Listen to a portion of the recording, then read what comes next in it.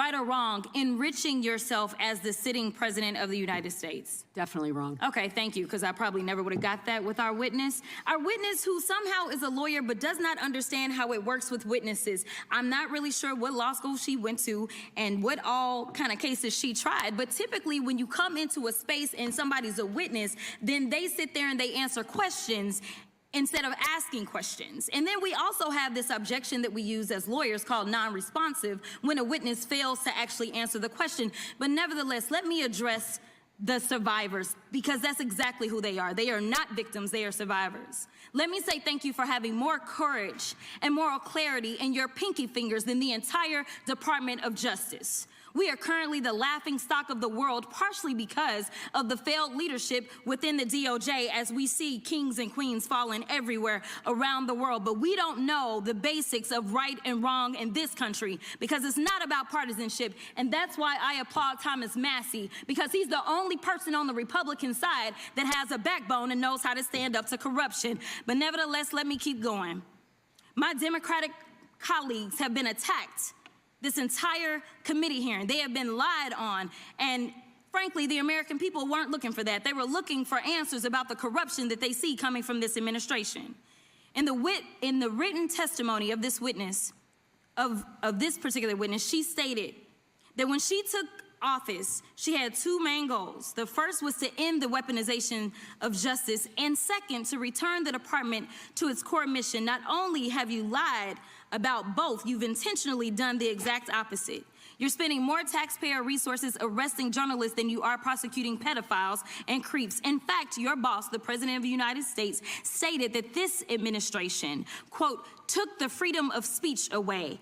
And at your direction, DOJ has arrested Don Lemon and Georgia Fort. And I might add that y'all actually had a judge that rejected y'all for trying to arrest Don Lemon before, just like the grand jury rejected y'all as it relates to Senator Kelly, just like a grand jury rejected y'all as it relates to Senator Slotkin, just like the case against Tish James was dismissed and the case against Mr. Comey was dismissed. I completely don't get how it is that you're sitting at the top of DOJ, because you don't seem to be good at your job.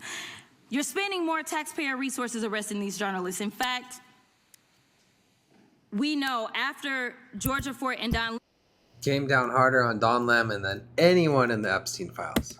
were arrested, we know that there were homes of journalists that were raided. We know that threatened prosecution against students protesting your actions and forced tech companies to remove apps used to track ISIS activities. But let's circle back to you protecting pedophiles and creeps, because I want to talk about the president and his possible involvement with Jeffrey Epstein. Now, I don't know what the president might have done with Jeffrey Epstein, but unlike this administration, I believe that facts matter. So let's talk about the facts. Fact number one, Donald Trump is one of the most named people in the Epstein files. At least 5,000 files contains more than 38,000 references to Trump, his wife, or Mar-a-Lago.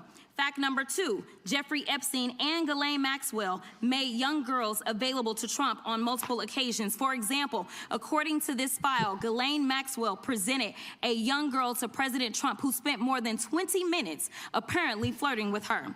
Here's another example. This shows notes from FBI investigators that describe Jeffrey Epstein transporting a victim to Mar-a-Lago to meet with President Trump, where he bragged to Trump that, quote, this is a good one. Now, I'm not saying that the president is a pedophile, but there is a lot of evidence in these files that suggests that he's very close friends with a lot of men who are pedophiles. What's crazy about all of this is just that this is a big cover-up, and this administration is engaged in it. In fact, this administration is complicit.